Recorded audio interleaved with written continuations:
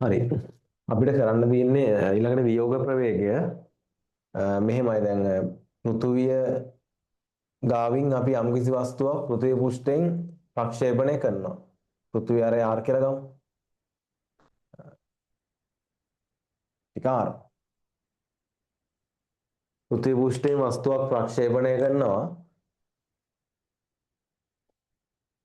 u ප්‍රවේගයෙන්. හරි. ඒතර මෙයා උඩට ගිහිල්ලා අපි දැන් දන්නවා පෘථුවිය වටා ගුරුත්වාකර්ෂණය බිඳුවක් වෙන සීමාවට අපි කියනවා මොකක් කියලාද අනන්තය කියලා. ගුරුත්වාකර්ෂණය බිඳුවයි.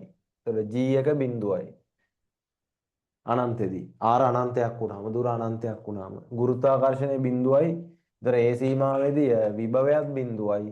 අනන්තෙදී විභවයත් බිඳුවයි. යම් කිසි වස්තුවක් මත බලයත් බිඳුවයි. ඔය සේරම අනන්තෙදී බිඳුවයි. අපි කලින් කැලේ ඉගෙන ගත්තා හරිය.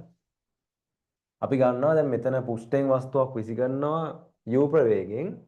ඒ වස්තුව අනන්තයට යනවා v ප්‍රවේගයෙන්. අනන්තය දක්වා යනවා v ප්‍රවේගයෙන් කියලා අපි ගන්නවා. හරිද? හරි. දැන් අපිට මේකට අපිට ලියන්න පුළුවන් පුෂ්ඨයේදී ශක්ති චාලක ශක්තියක් තියෙනවා. පුෂ්ඨයේදී විභව ශක්තියක් තියෙනවා. හරිද? ඒතර පුෂ්ඨයේදී චාලක ශක්තියක් තියෙනවා විභව ශක්තියක් තියෙනවා. අනන්තෙට ගියාමත් විභවයක් නැති නිසා විභව ශක්තියක් නැහැ. හැබැයි චාලක ශක්තියක් තියෙනවා. එහෙනම් අපි ලියනවා මෙහෙම පුෂ්ඨයේදී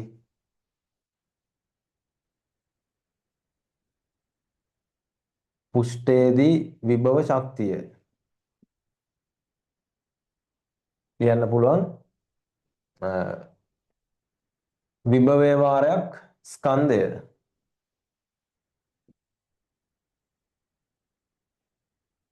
ඒතර විභවයේ ඍණ gm යට r දුරින් විභවය වාරයක් තිබ්බ ස්කන්ධයෙන්.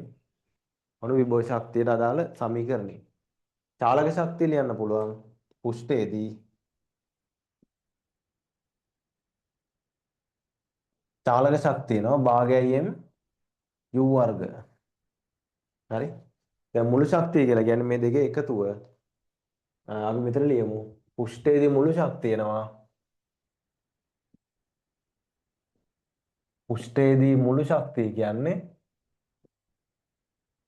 චාලක ශක්තිය ධන විභව ශක්තිය. ඒ කියන්නේ භාගයයි m u වර්ග ඍණ g m යට r.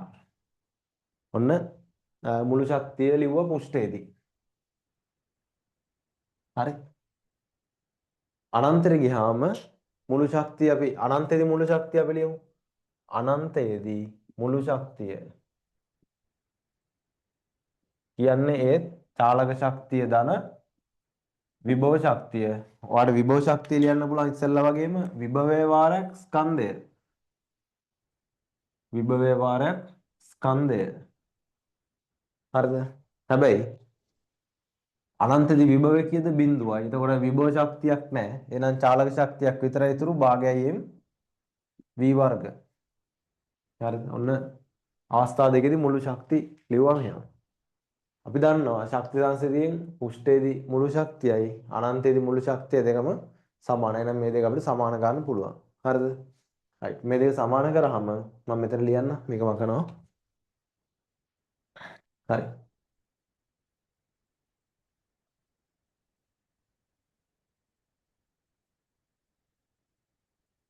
ඉතින් අපි ලියන්න පුළුවන් එම නිසා පුෂ්ඨයේදී මුළු ශක්තිය සමානයි අනන්තයේදී මුළු ශක්තිය.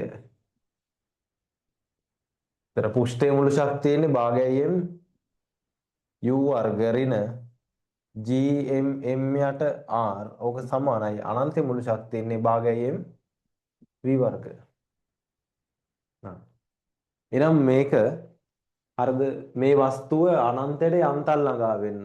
අනන්තයට යන්තල් ළඟා වෙනවා නම් අනන්තේ ගාවට යද්දි වේගෙ බිඳුවක් වුණා නම් ඇතිනේ. දැන් මේ පෑනම විසි කරනවා සිවිලිමට යන්තල් ළඟා වෙන්න. ඒතර මේක ගිහිලා සිවිලිමේ වදින්න ඕනේ නැහැ. සිවිලිමේ ගෑවෙනකොට මේකේ බිඳුවක් වුණා නම් ඇති යන්තල් ළඟා වෙන්න.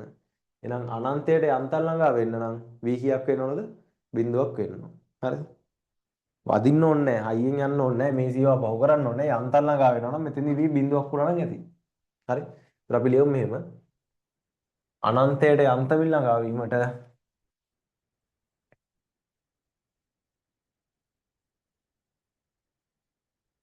අනන්තයට යන්තමින් ළඟා වීමට නම් v සමානයි බිඳුවක් වුණා නම් ඇති. v සමානයි බිඳුවයි. හරි. මේකේ මම v ට බිඳුව දානවා. ඒතර එනවා අපිට භාගයයෙන් u වර්ග ඍණ gm යට r සමානයි භාගයයෙන් v වර්ග v ට බිඳුව දානවා. එතකොට භාගයයෙන් u වර්ග ඍණ gm යට r සමානයි. මෙතන භාගයයෙන් වාරයක් විතර බිඳුව එන්නේ. එනවා ලියන්න පුළුවන් භාගයයෙන් u වර්ග සමානයි gm යට r m එකක් කැපෙනවා u වෙනවා 2gm යට r ගේ වර්ග මූලය. 2gm යට r ගේ වර්ග මූලය. එහෙනම් අනන්තයට යන්තම් ළඟා වුණා කියන්නේ මේ වේගෙ පොළවේදී දෙන්න ඕන වේගෙ. අනන්තයට යන්තම් ළඟා වෙන්න පොළවේදී දෙන්න ඕන වේගෙ තමයි මේ තියෙන්නේ. හරිද? එතකොට මීට වඩා පොඩි වේගයක් හරි වැඩි වුණොත් දශම ගාණක් හරි වේගය වැඩි වුණොත් මේක අනන්තේ පන්න ගන්න පුළුවන්. හරි. යන්තම් ළඟා වෙන්න නම් අර වේගය නම් දෙන්න ඕනේ පොළවේදී. ඊට වඩා චුට්ටක් හරි වැඩි වුණොත් මෙයාට අනන්තේ පහු කරලා එහාට යන්න පුළුවන්. ඒ කියන්නේ ආයි ගුරුත්වාකර්ෂණයෙන් මිදිලා යන්න පුළුවන්. ආයෙත් නැහැ. මේ සීමාව පැනනට පස්සේ ආයෙත් නැහැනේ. ඒ මෙයාගේ ආකර්ෂණ බලය නැහැ. එහෙනම් ඔයාට වස්තුවක් ගුරුත්වාකර්ෂණයෙන් මිදෙන්න පොළවේදී දෙන්න ඕන අවම වේගය කියන්නේ u. ඇත්තටම ඊට වඩා පොඩ්ඩක් වැඩි. පොඩ්ඩක් වැඩි කියන එකට අගයක් නැහැනේ. ඒතර අවමගේ u. අන්න යට අපි කියනවා වියෝග ප්‍රවේගය කියලා. වියෝග ප්‍රවේගය. වියෝග ප්‍රවේගය. හරිද? හරි. ඒතර අපි ඒක අර්ධයක් කොම් මෙහෙම ලියන්න වියෝග ප්‍රවේගය අර්ධයක් කීම කියලා. මේක ඔප්පු කරලා මේ කරපු දේ ඔප්පු කරලා යට ලියන්නේ වියෝග ප්‍රවේගය අර්ධයක් කීම කියලා. එමෙ ලියන්න වස්තුවක් පෘථිවි ගුරුත්වාකර්ෂණයෙන් මිදීම සඳහා වස්තුවක් පෘථිවි ගුරුත්වාකර්ෂණයෙන් මිදීම සඳහා ගුරුත්වාකර්ෂණයෙන් මිදීම සඳහා පෘෂ්ඨයේදී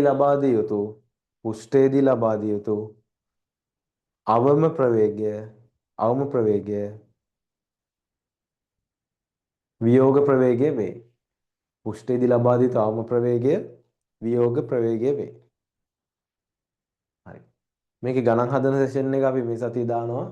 ඒකේ වෙලාව ගෲප් වලට දාන්න තීරය ටික මේ නෝට් එක දාගෙන මේ ගණන් ටියුට් එකක් දාලා තියෙනවා ඩිස්ක්‍රිප්ෂන් එකේ ඒකේ ගණන් ටික හදන්න.